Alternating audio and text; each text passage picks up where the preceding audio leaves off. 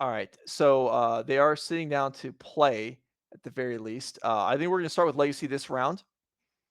Oh, As we and I didn't. see one of the decks was registered as Grixis Murfolk, and that caught my eye.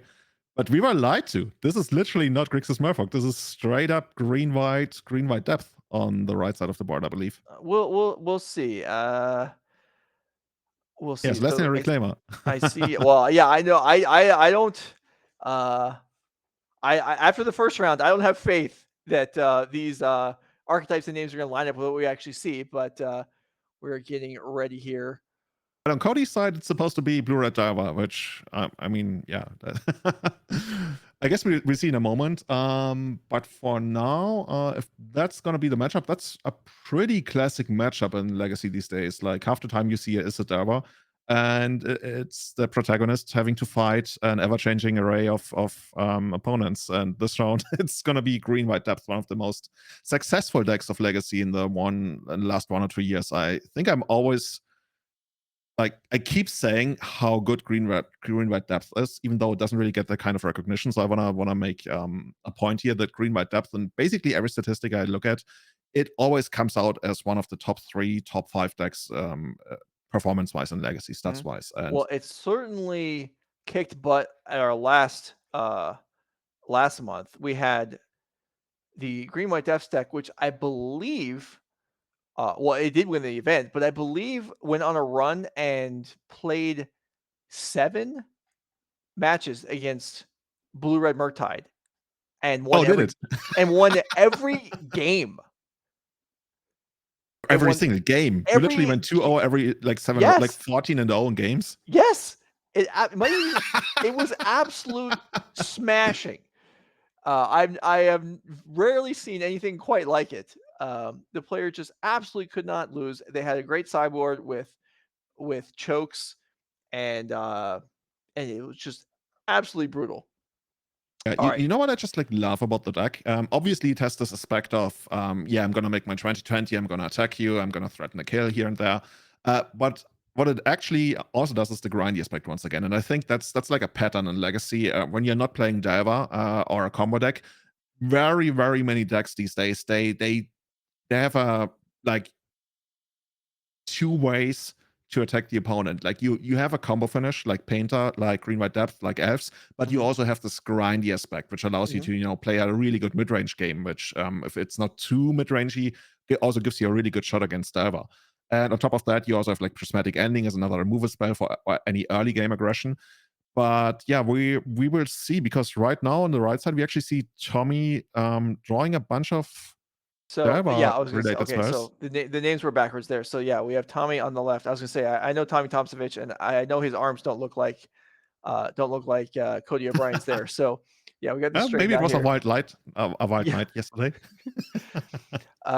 So it looked like Tommy was on 6, and Cody O'Brien might be on 5 cards here, but we'll see. So this team of Ricky Tovar, Ivan Espinosa, and Tommy Tomsovic versus Sam Clayton, Gerrick, Alfond, and Cody O'Brien, and we are underway here in round 2. So thank you for bearing with us during that break. That is something that is just a bug, an unfixable bug of team matches as the team tournaments, as the round turnover is generally a little bit slower. But here we go. So the team Yeah. of Tovar, Espinosa, and Tomsovic. So we have a couple of travelers here. Ivan Espinosa and Ricky Tovar both live in Southern California at the moment. Ivan was our champion last year, and he will be present at the end of the year championship this year as a result of that. Tommy, a longtime Neurage competitor, I believe has the most tournaments played, most NRG series events played of anybody. Oh, is that so? Yeah. So lots of That's experience some here. serious dedication. Yeah. So we see here getting things going. Mox into Reclaimer with Mox plus a Wasteland, and Reclaimer into a Force versus a White Border Dragon Rage Channeler. It looks like the entire deck was apparently printed in 8th edition. Didn't know Force of Will was there, but apparently it is. Yes, from Cody's side, like this is gonna be a mountain to climb, right? A mulligan to 5 on the play. You already used a Force of Will. Okay, the opponent used a Mox Diamond as well, so you're still down like by 3 cards. And we are we are untapping on the third turn with an empty board, literally an Mhm. empty board on Cody's side. That's gonna be a huge pain. And if Tommy has any kind of like reasonable play here on the next two turns, I think this is just gonna be too much for Cody. Like Cody Yeah, literally needs a yeah. And now even if Cody was to draw a land, there's just like no way to even come back here. yeah, We draw a land, but yeah, we even have the petty theft in hand, yeah. so we would be able to bounce a token. That's just like one turn too late. All right, so let's go ahead and switch over, as that one was pretty short, and this one probably will not be. As we see Ivan Espinosa here with Oath of Nissa and the Arisen Reef into play, and Shiny as always, versus Gerrick Alford's Azorius combo deck. So here's a Jace. I don't know if this is a What's the combo here? Is it like the Days Undoing Narset? Is that uh, the combo, or it, are we actually closing out the game somehow? I was gonna say that it was actually not that, but with Kahira as the companion, I think you're correct. It is going to be if combo is the appropriate word, it is going to be combo Narset plus Days Undoing. Yeah. That's what I'm seeing on the deck list right now. We're doing Okay. basically Yeah. four Narset, for Teferi, Solitude, Subtlety, Chalice of the Void, Rest Down, and then the whole bunch of removal that you would see in these decks. Yeah. So this is basically a control deck with you were talking about uh decks with combo finishes that were also grindy. So here we have a control deck that has a combo element to it. I like that. There's also like a minor combo in here with, I guess, Gaia Reach, Sanitarium, and Narset. From what I understand, another thing that doesn't work on Magic Online. Maybe they fixed it by now. A lot of people have been asking them to do. Which, if it comes into play, it's also going to be able to basically make your opponent discard a card on that draw step. Even that's kind of annoying. Right. It's effectively I think if we can perhaps bring up Geiger Reach Sanitarium, I believe the effect is that you can just cost your opponent their draw step. Is it not? Well, I guess it depends on how you look at it. But yeah, each player draws a card, then discards a card. And with Narset in play, then if you do this on upkeep, for example, if the player ever gets empty-handed, then you can activate this on upkeep. They will effectively loot and then not draw a card for the turn because of Narset, and then they're stuck. I think now that I think about it, maybe it works better. Yeah, yeah. So you Yeah, do it in that draw step after they've drawn the card. They can't draw another card and then straight up go to discard. sure. Yeah. I guess that's an actual lockout combo almost, unless they can cast something at instant speed to get rid of the Narset. Right. Yeah, you're right. Okay, so maybe that is the way. I don't know if it works either way, if it's just if it has to be that way, but yeah, so it is effectively lock you out if your opponent's empty-handed. So we're a ways away from that. And these four color decks, they don't often end up empty-handed, but Narset would play a pretty big role in diminishing Ivan's card advantage engines here, as we see Red and 6 pick up a land here. Here's an Omnath picking up another card, and this is just what these decks do. But Garrick's going to have something to say about that. That is a dress down, so negating the draw from Omnath. That's something. I'm not so good. I don't know. Like when you look at the card, if you imagine like that card had been printed in beta, I guess people would be like, hey, how do you put two lands into play on the same turn? Fetchland had not been invented yet. It's like, Well, oh, is this a card for cheaters? It's like, oh, if you can sneak in the land, that's how it works. I guess so. that's funny. Yeah. I've never, I mean, I've heard of cards that would have been overpowered in the past, but never that would just fundamentally not function in the past. But you are right, as Solitude does take out the Omnath there. Oh, production comes up with the answer. Fast Bond. Oh yeah, that's a card. That's certainly a card. Banned in almost all formats except Vintage, I guess. There you go. That's the combo, Omnath and Fast Bond back in the day. All right, so Solitude did take out the Omnath here. Ivan's going to fetch to gain some life before it gets exiled. So in a control deck, in blue-white control modern especially, if you're behind on board when it comes to creatures, right? You got some kind of removal spell like mass removal, spot removal. But what do you do when you structurally fall behind on planeswalkers? Is the Yeah. only way you can like do something like prismatic ending the planeswalkers away or something, which Yeah, is not exactly prismatic great. ending. Presented Getting certainly does exist and will be played in these decks. Perhaps March of Otherworldly Light also is another removal spell for Planeswalkers. But yeah, it is. I mean, it's problematic. Just on the face of it, where you're playing the control deck, and your opponent is just got more card advantage in their deck than you do. Like, what are you supposed to do? Everything that resolves here is effectively free. We just saw Coiling Oracle come in, replace itself. Ren 6 replaces itself by picking up a land. Yorion's picked up. That's going to come down at some point. In fact, right now. And Gerrick Alford is just going to be buried in card advantage here. How many cards is this going to draw? Looks like at least 2. My immediate thought was, looking at the deck list, is you want to get a Shark Typhoon down, which of course you don't have access to in the first game because there's 4 on the sideboard, and then just like trying to make your way back into the game that way. That's the first thing that comes to mind. But just like looking at the main decks, it's really going to be rough. Like, yeah, we're going to have a bunch of creatures, but Ivan Espinosa here, just like, yeah, give me all the value and then some more, it looks like. Yeah. I mean, this is just, this is the companion. One problem for the control deck in this spot is that, sure, you have your companion is Kahira.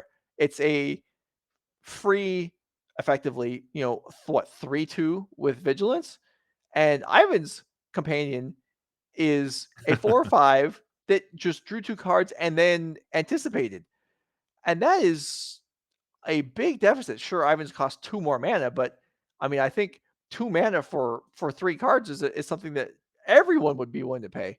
Yeah, sign me up. I wonder whether Kahira's like main point is just to be pitched to Solitude most of the time. I Yeah. mean, you can get it down, but it feels like that's just more of a natural fit for the entire way the deck works.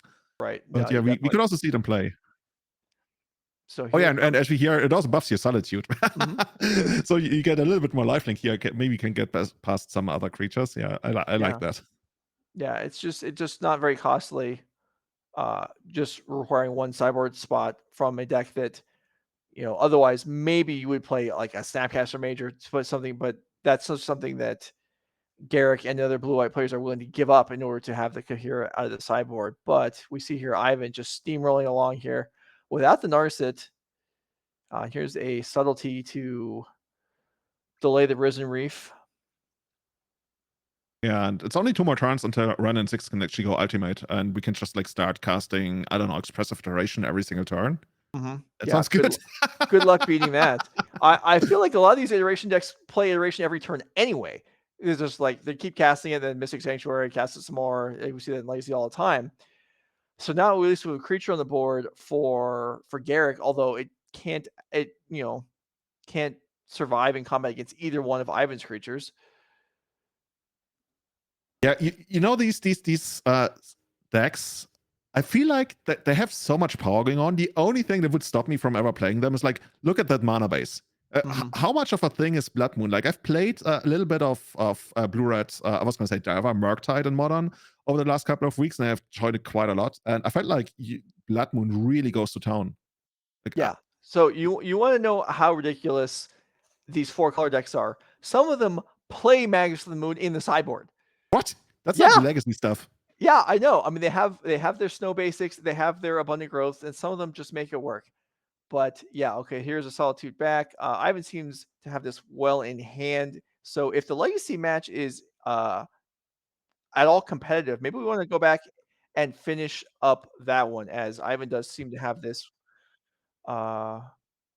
maybe not over with, but here we see something that's all right. Maybe a little more competitive. Oh, the classic. I'm going to rush you down while you try to assemble your combo through a wasteland, because that's the only way you might be able to do it. Maybe Tommy is sitting on a bunch of removal spells, but just can't cast them yet because it looks like we don't have any white mana on the left side of the board, which could be the bottleneck. I would guess that that's what's going on right now. This is proactively wastelanding, floating some mana, no crop rotation and response, which usually is the attempted, well, not punish, but trade.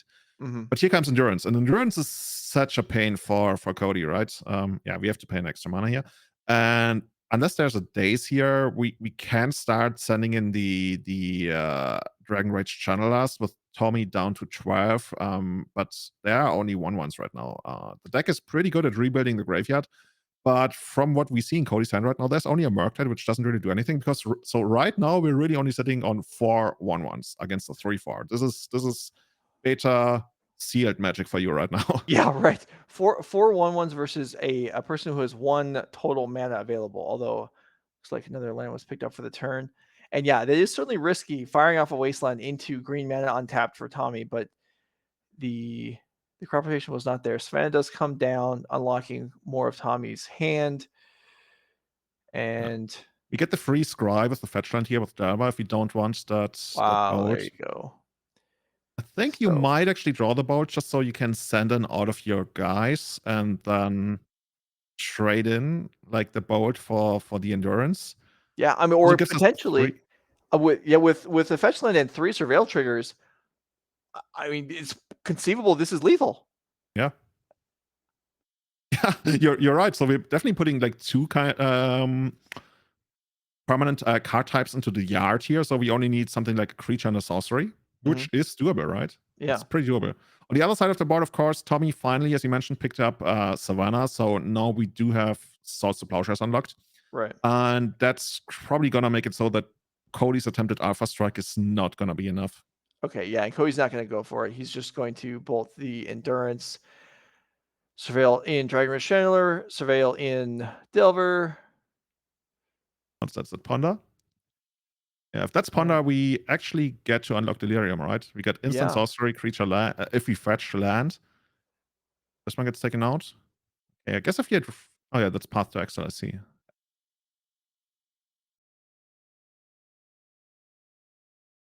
All right. But the Mystic So, Sanctuary is already in play, I see. I was wondering whether we could eventually fetch up Mystic Sanctuary here to get another bolt, but usually that deck only plays a single copy, and that one's already in play.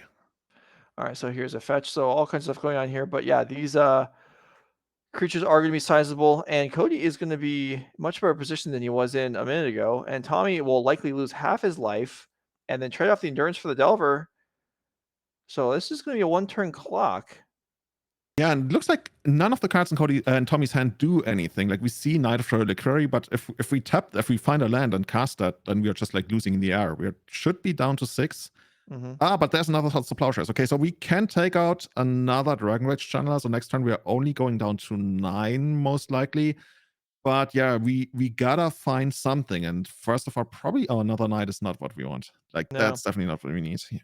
Interesting that Tommy cast the path instead of the Swords of Plowshares last turn, giving Cody the land drop when potentially he didn't need to. And I'm not sure the life total. I mean, I suppose Tommy wants to keep Cody under 21 if possible. So maybe that's the reason. I think yeah, you're right. Yeah, you're right. I was gonna say maybe he's gonna save it for the Murktide, but in that case, you'd still rather like you definitely wanna Murktide the Path to Exile and Murktide and do it the other way around. But yeah, you're right. Maybe just like literally want to keep him under 20. But now we need 2 answers. We have 1 answer. We can only draw 1 card. So I guess Endurance would do it because it would shrink the Dragon Rage Channeler, but that's not happening here. Okay, so Cody O'Brien will tie up this match and we'll shift over to whatever is available. Okay, so we're shuffling up to start game 2 of Modern. And we'll see if Gerrick can get... You really can't... It's hard to catch up versus the 4-color deck from the control deck's perspective. So you really want to have a good start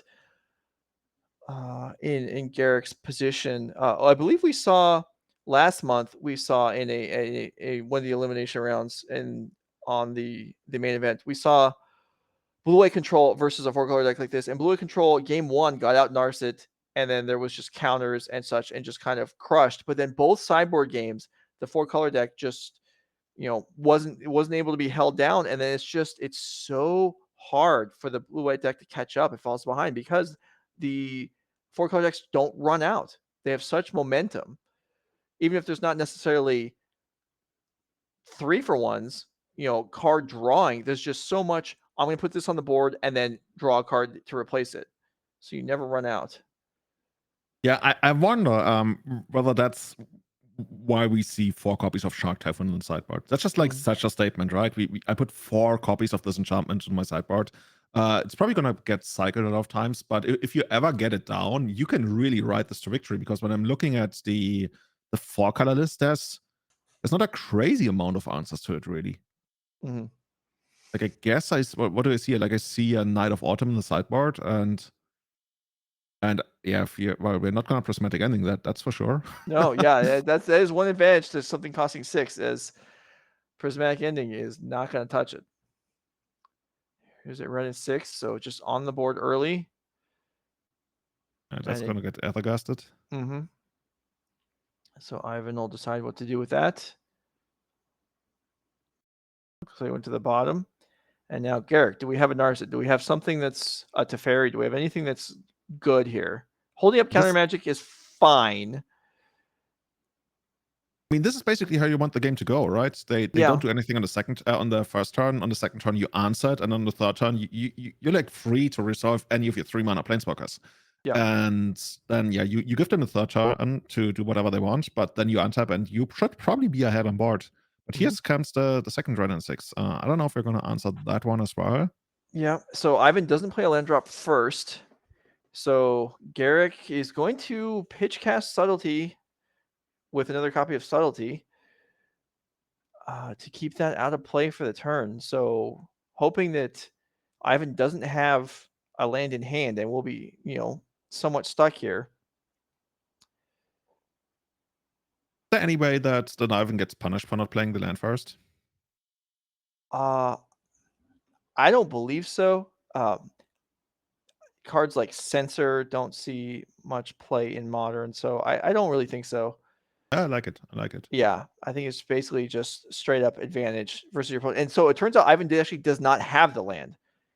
So it wasn't just hoping there. And here's a Jace, okay, and off of a Seagate Restoration as the land drop for the turn. I believe that's what that is. And well, this is a good way to generate a spot here. Now, do you? Okay, there's a brainstorm here for Gerrick. So this Jace is vulnerable. I was wondering whether you plus. I mean, that's a little bit greedy almost. Oh, I'm not sure if it's even the greedy. Like maybe the brainstorm is the greedy play even. I think the brainstorm is a greedy play. However, Gerrick does have a force negation in hand, so there's a decent chance he can protect the Jace. Ivan does make the land drop and cast Eldamri's Call. Gerrick will let that through, and Ivan will pick up a Fury, which that's not going to be stopped to force negation.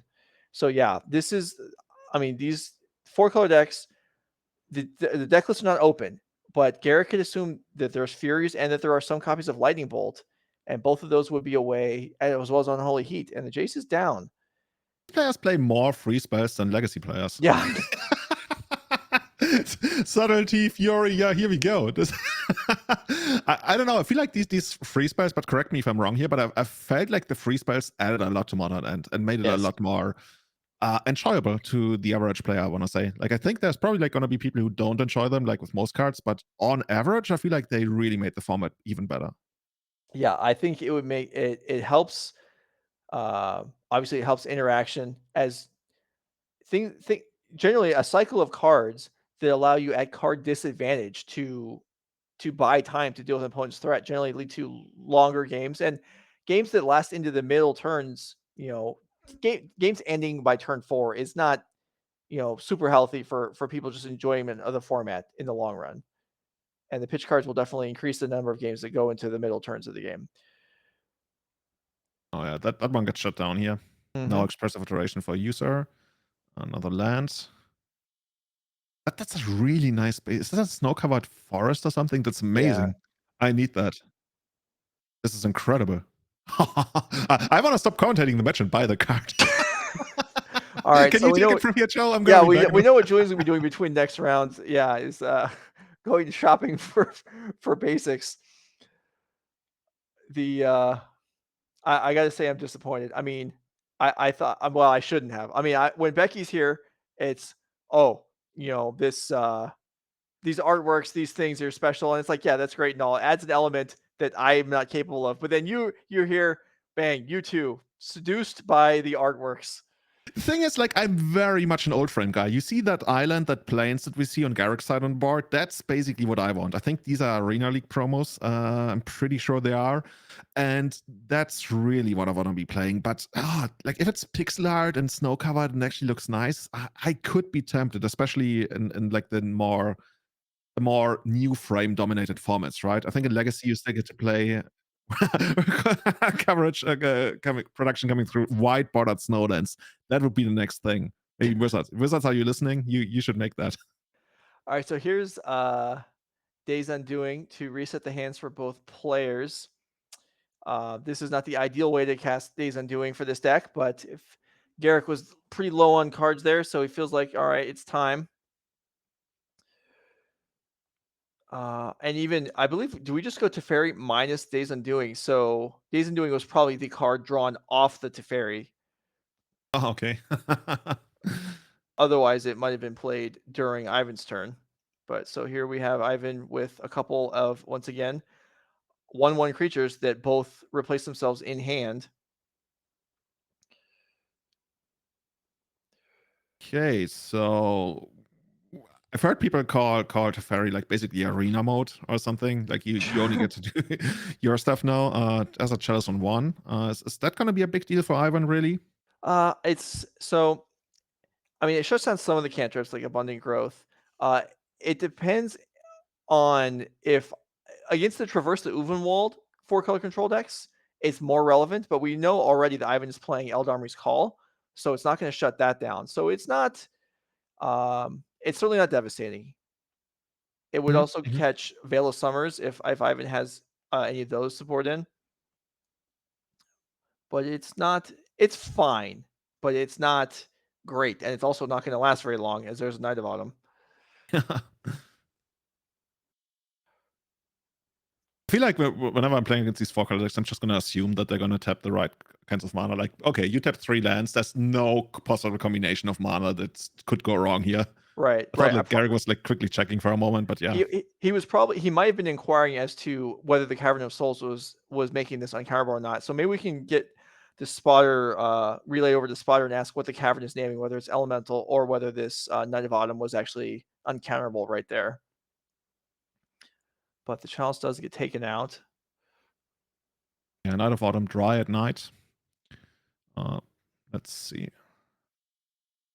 But yeah, now I feel like we already have like the card advantage engine established again. Risen Reef in play and not really contested. What do you have on Gerrick's side? We see I think there was a rest in peace that we've seen there. Don't really care too much about that right now, do we? No, not so much. Okay, so Fury is picked up here, and chat's pointing out Ephemerate's another 1-drop that is probably present in Ivan's deck at some number, and the Chalice would shut down, but again is unlocked now. Here's the Instant Speed Supreme Verdict, so that is great for Gerrick. Although again, it's not even really card advantage because you kill 2 creatures, but they both replace themselves. So Gerrick's actually down a card after a Supreme Verdict. That's a bad way to roll. Yeah, that's not what you want to be doing when you're the deck. What is the matchup like in the first place? Is this something where you very much want to be on the 4-color side of the board? I believe you do in general. I mean, there are draws that there are things that Gerrick can get going to hinder Ivan's advantages. But yeah, in general, the most phases of the game are either favor the 4-color deck or at least it's not too far behind. And then in the ultra late game, now Rest in Peace will stop this, but the when you get to the super late game, the 4-color deck does have access to Emrakul that it can Eldarmri's Call for and just get through. Even if it's countered, it can conceivably, the trigger can allow you to just wreck what the Azorius player is trying to build up in their hand. However, Rest in Peace makes it much harder to cast. That's true. I mean, I could see games like this going to 13 mana in the very long run. So I'm excited for that. But yeah, I just looked up some metagame numbers, some metagame tables, and apparently the matchup is something like 67% in favor of 4-color, based on like almost 200 matches, which is like quite something. Of course, depending on how you build your deck, you might even have built your deck to try to negate the disadvantage. So take that with a grain of salt, I guess. We're tapping out for 5 mana here. What's that gonna be? That's gonna just hardcast Fury. It's like, yeah, I got this. And Subtlety comes down. All right, so this time at least Subtlety was able to be hardcast. So that makes a big difference as far as Gerrick being able to just maintain card parity here. Is Mystical Dispute to take down Coiling Oracle? Okay. I'm sorry, not Coiling Oracle. Ice Fang Quaddle. Yeah, but subtlety is probably not going to be long for the smart, unless we want to, I guess, Fury to try and take out the Teferi instead, which might be the better. Oh, that's a smart play. So we are bouncing on subtlety, drawing a card, chase dice in the process. We might actually have another one in hand, who knows? And that way we can contest the Fury next turn again. Mm-hmm. Yeah, that's nice. Yeah, Gerrick stays in this with quite a few land in play at this point now, and Kahira is going to be picked up. Maybe. We actually do have another Teferi in place, so maybe it's just going to be Teferi subtlety, which works out nicely. Then we have 2 more mana, which is just one short of actually putting Kahira into our hand. But yeah, we're doing it. Okay. Okay, there it is. And again, if we get a moment, production, can we find out from the table what the Cavern of Souls is naming? It's naming Elemental. Okay. So that Knight of Autumn was counterable a few turns ago, but most of Ivan's spells going forward will not be. So this one, that's Solitude and Response just to get it down to have a Mhm. beta. That one gets bounced. Yeah, I guess that basically forces the activation of the Solitude on the chases on Teferi instead of doing something like just like pressing it up. Mhm. Okay. And now we can try to Fury it, of course. I think we know about the subtlety in Gerrick's hands. Gonna do an abundant growth on our fetch land. What? I guess we can do that. Yeah. Yeah, you can. Prevent. So now you don't have to fetch. Like a life gain spell. Yeah, and it does allow. Our director mentions in the ear that so this actually increases the total amount of deck mana that Ivan's deck can produce by 1, as you can. Oh, Then, build your own actual land. yeah, build your own actual land. Which, when you have Rest in Peace and this Emrakul potentially looming in your deck somewhere, I mean, maybe that matters. We'll see. But this is a play that we see fairly often. Is the abundant growth on fetch lands? Here is Yeah, Kahira this is and like go ahead. look at me using these 2 cards that don't produce mana on their own, Yeah, combining them to actually create life out of nowhere. This is poetic. all You right. know So what it feels like? Eldamri's Call in this deck almost feels like Demonic Tutor. yeah, This is this is crazy. The only thing I can't find is a Planeswalker, basically. yeah, no, it does a lot. So Ivan finds his Omnath, which is uncounterable. However, subtlety can still delay it. Subtlety is so much better than I imagined it to be in the first place. Like when I started playing the format, Subtlety, I felt like, oh, this is the card I want to cut. But the more I play with it and I see it played, I quite like the card actually. Yeah. Still, your comment about the new cycle of lords in Dominaria United, how white got the shaft again. Certainly, in this cycle, the True. pitch elementals, blue. I think it would be hard to argue that blue isn't the worst one, even though it does see some play anyway. That's true. That's true. Yeah. I guess at least with regards to legacy, but I also probably also with regards to modern, red green got the best one. But it's certainly like Solitude is up there, and then like Grief is like a 4th, and basically Solitude and Fury for me is like 2nd place. Mm-hmm. Yeah, there's different ways you could argue it, but I don't think you can make any argument other than that subtlety is the worst one. Yeah, by quite a margin. Yeah. All right. So Solitude takes out the Omnath here, and the one issue with the modern format and its current incarnation, as we see incarnations flying all over the board, is that it can be hard to complete rounds in the allotted Mhm. time period. Yeah. It's a The pretty fast pace of play that Gerrick and Ivan are putting on here. Like I I agree. really like what I'm seeing.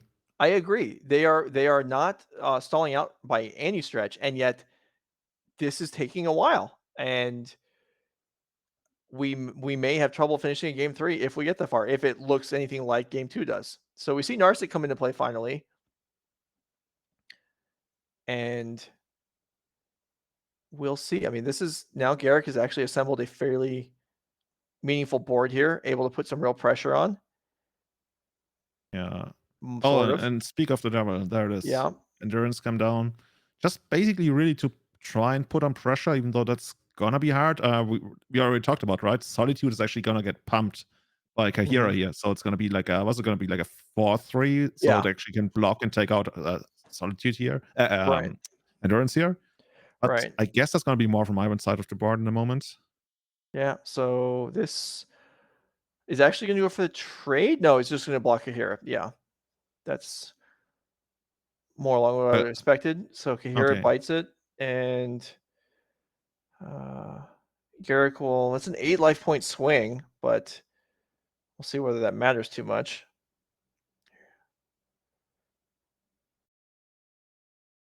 There it is again. Omnath. Yeah, but Omnath with Narset in play is less good. How many lands have we played this turn? Like, we might actually want to sacrifice our fetch land, even though it has abundant growth on it, to eventually trigger Omnath, depending on like how many fetch lands we have and stuff. That is possible, yeah.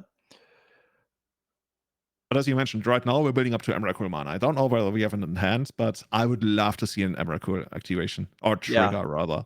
Yeah, Like well, do people like scoop to it? I've never really played with it. Do people immediately scoop to it, or are they like, not okay, here, take my necessarily. hand? So one of the significant things about Emrakul against the control deck is that unlike a lot of removal spells that you can kind of just use up to mess up the player, if there's a Supreme Verdict in hand, there's no way to kind of get around that. You can not cast a Supreme Verdict, but then when the player gets the free turn, they'll just cast it anyway. So the Emrakul's not going to survive on the board to just beat down. So that is, and there is a copy in Gerrick's hand. Okay. But it is generally there's a bunch of fetch lands that are leading to failed defines and incarnations and such, beating up your own stuff and expressive iterations that are awkward. And there's all kinds of nonsense going on. Here is More cards for the card god. Yeah, there's a Narset. Finds a Narset, which I believe was the only option. But this matchup feels like every turn, both players are like, I got this, I got that, check this out, I got this. No, okay, here we go. Supreme Verdict, everything back to the beginning. Okay, I got another Planeswalker, here we go. This is like action every single turn. This is like not the kind of like magic that you sometimes see where both players like draw, go, cycle my stuff, pass, land, go. It's like, no. I got like, I feel like this is the third turn that Ivan just like end of turn casts one of his incarnation spells. Like, yeah, I just like, they keep coming. Yeah, no, they do. It's not like what I feel like 5 or 10 years ago, a control matchup would be players just passing turns, not playing anything. Here, everyone's tapping out every turn. It's time for. Actually, I've seen it a couple of times for Baneslayer Angel to make its return to the format. Sure. I think it might actually be not in these sideboards. Actually, is it? No, not in these ones. I've seen it though. Maybe it's just like not good enough anymore. I've seen people advocate for Baneslayer Angel in Legacy because there's protection from dragons, and then the Murktide Regent is a dragon. But sure, I don't know if the 5 mana sorcery speed card is an answer to it. Yeah, it's kind of too bad. Baneslayer Angel is such an iconic card, and yeah, I actually saw a week or two ago. I saw something talking about how Lyra Dawnbringer is actually better because it makes the new channel lands discount. Because the legend. Oh, that's so cool. That's so cool. And also it's lifelink. Yeah. Okay, I see the point. But no protection for Murktide Regent, which definitely matters That's also. A big deal, yeah. All right, so what else do we have? It looks like there's a. Oh, there's a Gaia Reach Sanctuary in play, and we have Narset. Ooh. That's a good spot to be in. Here is Yorion. That's also a good spot to be in. So yeah, that's one way to get around the quote-unquote lock.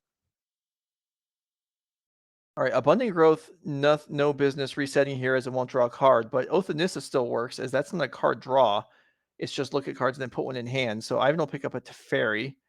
As you can see, he's left it revealed there. Ooh, I think we picked up a Days Undoing. Or is it? Well, that would be very strong. And Ivan's only card might actually be this Teferi. Let's see. Here's a Solitude. Take down the Yorion.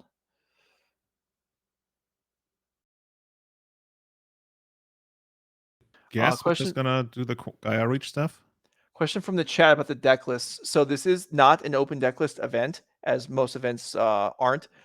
So once we reach the top 8 or top 4, then the deck lists online on MTG Melee will be unlocked, and you'll be able to see every deck list that was registered for the tournament. But until we get to that point, they are not available because we don't want the players to be able to look up each other's deck lists. It kind of defeats the whole purpose of not having them public in the first place. Yeah, makes sense. And we see the reason why Gary actually kept up the mana instead of firing off the Days Undoing. Summary dismissal on the Planeswalker, On the and Teferi, yeah. attack on Narset. We trade. Yeah, and Ren 6, even with no graveyard because of Rest in Peace, still got Ether Gusted because Ren 6 would have actually killed Narset. And you're right, it is Days Undoing. And I believe we're actually, here's replacement Narset. I believe we've reached kind of the end of Ivan's abilities to function in this game as. And you might actually get the third game that you asked for, right? I don't know how much time is left in the round, but yeah, both players, they scoop it up. There's 8 minutes left, so like -2 for, I don't know, shuffling, mulliganing, hopefully no sideboarding. It's gonna be tough. Like, yeah, I don't want to say I'm confident that there's gonna be a draw, but that must be quite frustrating. But both players are probably aware that this needs. So, which player, which side of the board, which deck has the best ability to actually close this out in these 8 minutes? I would have to say that the 4-color deck does, just because it has probably 5 times as many creatures as the Azorius combo deck does. The ability to Narset plus Days Undoing, that's great and everything. But if you do that on, turn 0, you're still not going to win the game.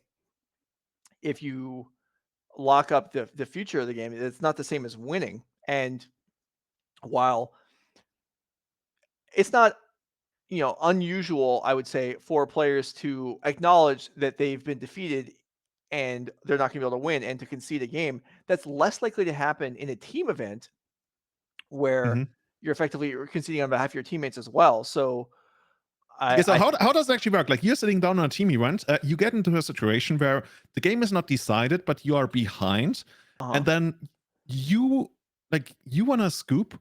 One of your teammates wants you to scoop, but your third teammate is like, no, we take the 1 point. Maybe it's gonna be worth it in the long run. So, who makes that decision? I don't know how you decide that together. I mean, it's I think suppose that's actually something you should talk about before the tournament. Sure. Now that I think about it. Yeah. I mean, this is, I believe we're looking at 7 rounds today.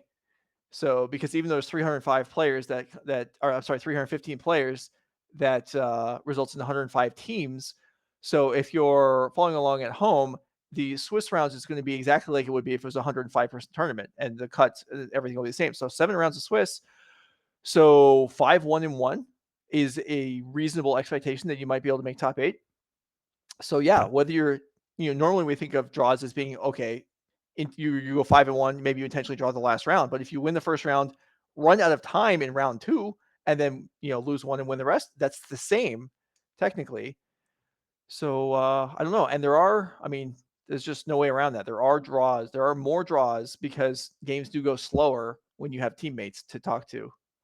And you see what Ivan's doing? Ivan's fetching, putting the abundant growth down, and verbally announcing which land he's gonna get, so Gerrick can already go ahead and make his turn before the land's even in play. So this is like another optimization to really speed up the game. That's good that you're able to identify the purpose of the plays and not just get distracted by the beauty of the forest this time around. I mean, I can operate even in the face of beauty. Excellent. I mean, obviously you are, because you're able to carry on a conversation while being in the booth with me here. I was setting you up for that. Yes. Excellent. You're a good guest. All right, so here we are. Just a couple land drops here, and a Coatl for Ivan. So the game might already be over. Like 19 more turns. I don't know. Gerrick might actually enter the scoop mode now. We'll see. Sam Clayton and Cody O'Brien might have something to say about that, but yeah. If we can production, if we can get occasional updates on the time remaining, if it's available. Okay, so 5 minutes right now is where we're at. Honestly, like, I would think like the way to do this is to try and get Omnath down as soon as possible, and then is there any way to protect it with like pitch counters? Not really. Like you can make a way for it to connect with like Solitude, but your beatdown is rather limited. I guess Mhm. Solitude, but that's 5 mana. It's Yeah, this is gonna be rough. We talked about this, right? There's no Yeah, like sudden entreat the angels from the top for blue white control. So if anyone is gonna take it, it's probably gonna be Ivan. So yeah, probably. I mean, there is Shark Typhoons, but that's not quite the same uh, explosive damage potential as something like Entreat the Angels would be. And again, yeah, I mean, we have it listed as Azorius combo because of the Days Undoing Narset combo, but that's not a combo that wins the game. It's just a combo that creates extraordinary card advantage. And is that's Celestial Colonnade something that people still play, or is that completely out of the format?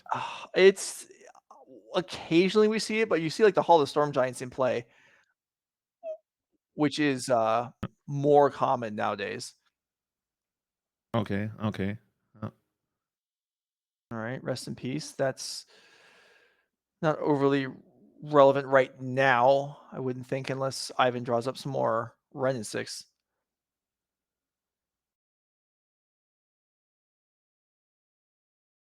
Okay, yeah, Uh, second to Fairy. First one, 8 Mystical Dispute. This one's going to resolve. what I really think is, yeah, Ivan needs a land drop. Okay, that's good because this way we can potentially set up a like Solitude on the next turn because what we really need is beatdown. Like this jousting for position is fine unless you have a feeling that Gerrick might concede. Like if you're like on a bad board, but that's not something I would really want to rely on. So yeah, both players trying to end the game before time hits. Chase certainly a great card, but I think here we're just gonna pass. All right, so here's a 3 minutes land. left. And so Gerrick, counter magic off the table Dress for down. now because of the Teferi. So this is just a cycle dress down for the turn. Instead of replaying the rest in peace, he's going to cycle the dress down. And Oh, Ivan is interesting. So this is dress down on Garrick's own end step, I wow. would guess. Oh, Yeah, and this way, yeah, we. that's brutal. That is such a clean. That's a very aware play by Ivan Espinosa. Gerrick cycling the dress down, and Ivan takes the opportunity to throw in the solitude into play and no evoke death trigger, sacrifice trigger because dress down removes it. That's the beauty. That It those are is. like such tiny, cool interactions. If you see those in action, that's usually a sign of a player who has played the matchup quite a lot or is super aware of all the Yes, I tiny agree. interactions that are not happening all the time here. And that costs Gerrick the Narset, which allows the coin or the I keep saying that the Quaddle to draw a card. Yeah, that was a brilliant play by Ivan Espinosa. Rest in peace comes back in, Oh, Supreme and Verdict. Okay, cleaned the board. mhm, Ferry ticks back up. We're really racing. Like you can really feel it. This. Okay, yeah, here's the Omnath I was asking for. all right. Land. Some Windswept extra life Heath, gain. yeah, and that will. There's a lot of potential mana advantage there. So untapping with, or not untapping, but fetching here, generating 5 mana.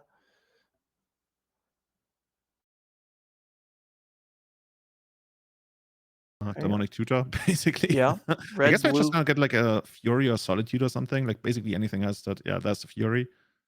Fury closes out the game even faster. Basically Yeah, 6 damage a turn and and picks like up Yorion as well. So that was a real good use of the 5 mana there. And Hall of Storm Giants crashes in, wipes out to Fairy, leaving Gerrick tapped out with I wonder if that Omnath on means the that board. Garrick might have like Subtlety or something in hand. It could, yeah. So no fetch lands in play. So Omnath's not going to get to level 3 trigger this turn without a Risen Reef. Abundant Growth of the turn. Ivan just with a ton of cards in hand, way ahead effectively in the game. Honestly, On like that, with Garrick going down to 80, I think Ivan might actually take it in time, or at least in extra turns. yeah, yeah. So the fetch line stays in play. So that means next turn another fetch line will allow Ivan to get level 3 on Omnath. We have a time update. It's probably getting pretty close to the end now. Yeah, we see All Garrick right. sitting on 2 copies of Force of Negation, which don't really do much here. Mhm. The Chase certainly is a good card. At the very worst, you could like, I don't know. So you could bounce Omnath here. You could try to brainstorm your forces away to find some kind of removal spell, maybe. Wait, we're plussing on Wow. ourselves. Interesting. Okay. 3 minutes was the time update. when I asked 20 or so seconds ago. So probably about 2.5 minutes right now. Yeah, interesting. Jace up to 5 and a shock land and a supreme verdict. Okay, well that explains some of that. Flash creature would be significant here. Instead, it's another Eldamri's Call. More creatures for the creature god. This almost feels like a Murfolk deck now. We talked about it earlier, how Murfolk can sometimes be the deck where it's just like you keep smashing creatures to a board and see what happens. And I mean, that's basically what the mode Ivan is in right now, right? Yeah. Just gonna cast creature after creature after creature. All right, so Omnath into play. Fetchland's still in play, so even though this is a fresh Omnath, it could still do 4 this turn if Ivan has another Fetchland, and he does. And that's the game. And yeah, that will do it. So Gerrick was at 6, so with the 4 damage coming there, and there was potentially another 2, or we were short on the shock from last turn. Either way, that is going to do it. Ivan Espinosa is going to win this match for his team, aided greatly by his awareness of the dress down, allowing that Solitude to pitch cast into play. That really changed the pace of that game. Yeah, and also the speed of play on both sides of the board, Yes. absolutely remarkable. I think there's many times this match actually goes to time with no winner, but both players really pressed everything they could. And yeah, I'm happy that we actually got to a natural conclusion for this match, because Yeah, so am I. this is quite a slugfest. This is amazing, actually. Yeah. Yeah. So okay, so we went all the way through that round. We went through time. We got that match done. We're gonna step away. This round break should be much shorter than the post round 1 break. So Julian and I will be back for round 3 momentarily. This is Nerd Rage Gaming. Thanks for being here. We'll be back.